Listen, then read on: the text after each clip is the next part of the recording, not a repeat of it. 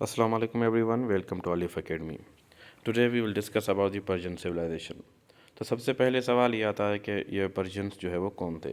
The Persians were nomadic tribesman. तो Persians जो है नोमैडिक ट्राइब्समैन थे। वो moved around in the search of food and shelter. जो ट्राइब्स जो है वो मूव करते रहते थे, उनका कोई परमानेंट होम नहीं होता था। फूड के तलाश में और शेल्टर की तलाश में उनको नोमैड्स कहा जाता है। सो ये सेंट्रल एशिया से थे। पर्शियन नोमैड्स जो है वो सेंट्रल एशिया की जो कंट्रीज़ हैं वहाँ से ये थे। उसके बाद दूसरी बात ये कि they came to western Asia and started living in the south of the Iran.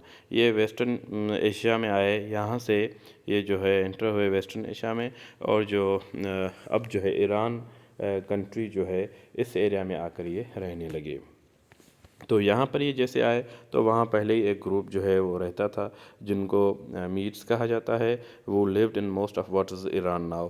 ये यहाँ पर रहते थे और उसके बाद उनकी जंग लगी पर्शियन नोमैड्स की मीट्स के साथ, और मीट्स जो है वो जंग हार गए, और उसके बाद पर्शियन नोमैड्स जो है वो वहाँ पर रहने लगे।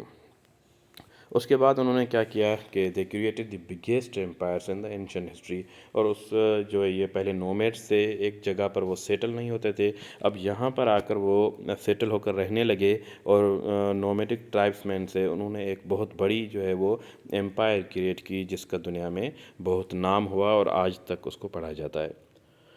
तो इन चीज़ों को हम रिकैप कर लेते हैं। सबसे पहली बात यह कि पर्शियंस वर पीपल वो moved around in the search of food and shelter. जो फूड और शेल्टर की तलाश में मूव होते रहते थे उनको नोमैड्स कहा जाता है, और ये सेंट्रल एशिया से थे। They came to western Asia and started living in the south of the Iran. ये वेस्टर्न एशिया आए और साउथ ऑफ द ईरान वाले एरिया में जो है वो रहने लगे। ईरान को पहले जो है वो पर्शिया कहा जाता था। And they defeated a group called meets.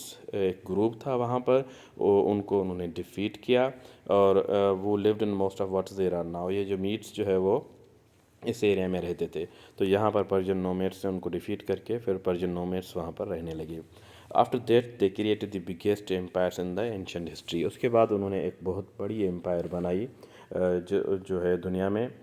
दूसरी एम्पायर्स भी थी, लेकिन ये जो पर्शियन सिविलाइजेशन थी ये भी बहुत बड़ी एम्पायर थी। तो ये इनकी हिस्ट्री है, स्टार्टिंग है, और उसके बाद इनमें कौन कौन से जो है वो रूलर्स आए, किस तरह से उन्होंने रूल किया, और इनका रिलीजन जो है वो क्या था। तो इन चीज़ों को हम जो है नेक्स्ट वीडियो में डिस्कस करेंगे। Thank you so much.